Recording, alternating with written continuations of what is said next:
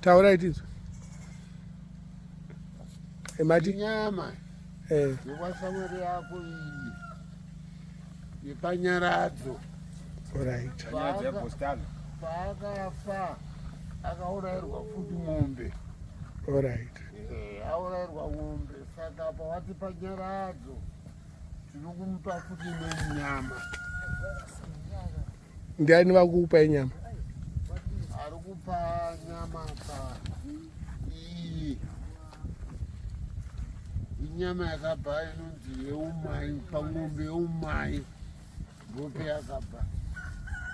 Alright. Karamba ichindobara ng'ombe yeumai. Ikawega samusha wacho. Zvino paNyaradzo vakupa futi usawi. Alright. Takaenda parara. Ndiwo usawi hwevanhu vari kuuya kuzota Nyaradzo nesu. Okay. Usawi hwawo. Aiwa. Imimi ndimani? Mabvoronge. Baba wanyamufa. Anonzani? Percy. Alright. Gostaro. Zitari kushamwarira. Murukuseka. Mane makore mangani mundare? Ani? Imimi? 87. 87 years old. Alright. Gostara angari wechingani mumba meni? Anofanira kuita 54. 54. Yeah, 54.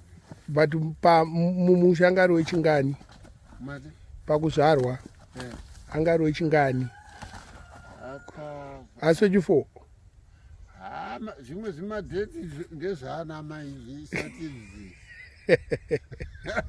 Ana mai ndiyo anoziva wangu. Asi inofanira kuita 1st July. 1st July 1968. 1st July or 1st June.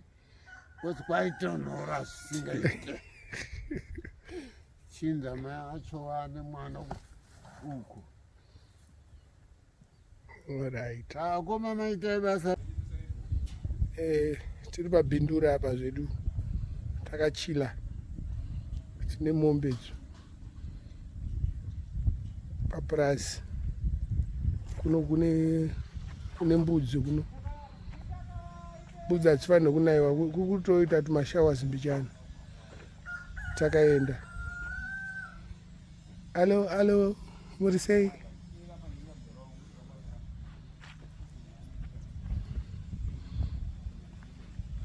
Aicho chibhuru ina.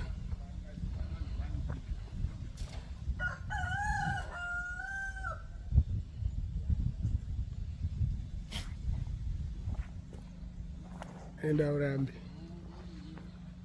Iyo ndiyo yatiuda uraya tena naye kuHarare. Pachirongo chaMangostalo. Pabindura kuno. Prazi ya Mr. Chatora kana kuti Comrade Chatora.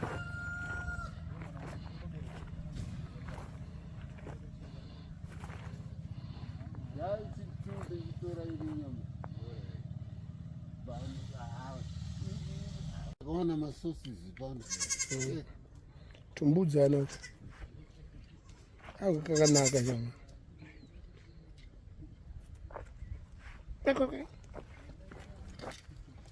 Mari ndinotinetsa ende tinokakuumira.